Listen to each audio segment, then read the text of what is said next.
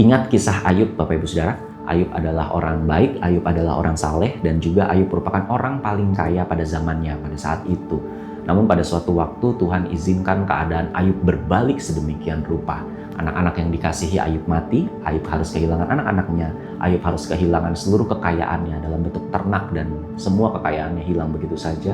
Tapi tidak berhenti sampai di situ, pencobaan Ayub berlanjut kembali di mana Ayub harus kehilangan kesehatan raga jasmaninya, di mana Ayub terkena sakit penyakit yang sangat luar biasa. Dan Ayub dari yang tadinya memiliki segalanya, Ayub kehilangan semuanya.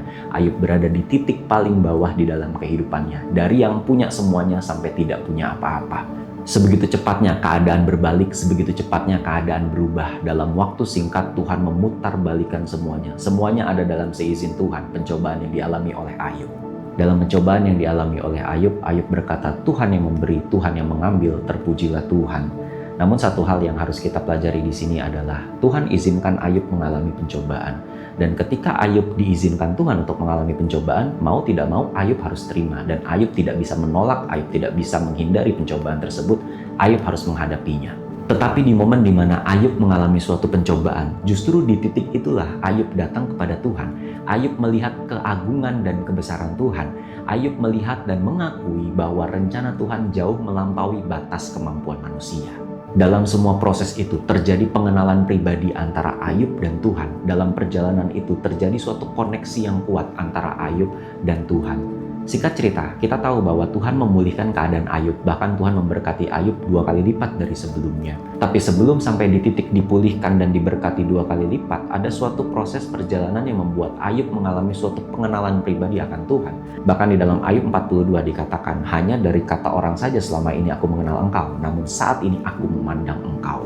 Kalau hari ini Bapak Ibu Saudara sedang mengalami suatu pencobaan yang mungkin seperti yang dialami oleh Ayub, titik paling bawah, titik paling rendah, titik paling tidak nyaman dalam hidupmu, percayalah ini adalah suatu proses di mana kita dibentuk jadi pribadi yang mengenal Tuhan lebih dalam. Sampai suatu momen kita benar-benar bisa berkata bahwa pengenalan akan Tuhan itu adalah sesuatu yang paling indah yang bisa kita miliki di dalam kehidupan ini. Bukan apa yang kita miliki sebelumnya, bukan berkat-berkat yang akan Tuhan berikan kepada setiap kita, tapi pengenalan akan Tuhan itulah yang jauh lebih indah dari apapun.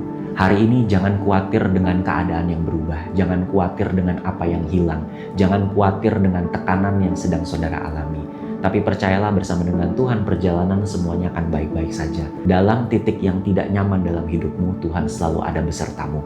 Kau boleh kehilangan segalanya, tapi Tuhan tidak akan pernah pergi dari hidupmu. Toh bukan hal yang sulit untuk Tuhan memulihkan keadaanmu, bukan hal yang sulit untuk Tuhan memberkatimu lebih dari sebelumnya. Tapi hal paling indah yang harus kita pelajari hari ini adalah pengenalan, perjalanan, kesetiaan di hadapan Tuhan. Sama seperti Ayub yang diproses untuk bisa mengenal Tuhan lebih dalam. Hari ini kalau mungkin saudara sedang diproses sama Tuhan, kenali Tuhan lebih dalam, cintai Tuhan lebih dalam, dan jangan tinggalkan Tuhan hanya karena kamu mengalami kekecewaan dalam kehidupan. Mari jadi pribadi yang taat, setia, terus melangkah bersama dengan Tuhan. Berkat akan selalu ada, tapi yang lebih penting dari hidup kita bukan mengejar berkat Tuhan, bukan mendapatkan apa yang pernah hilang, tapi yang paling indah dari semuanya itu adalah mengalami pengenalan akan Tuhan. Hingga suatu saat nanti, saudara akan melihat bahwa proses demi proses pasti terselesaikan. Perjalanan demi perjalanan bisa dilalui bersama dengan Tuhan.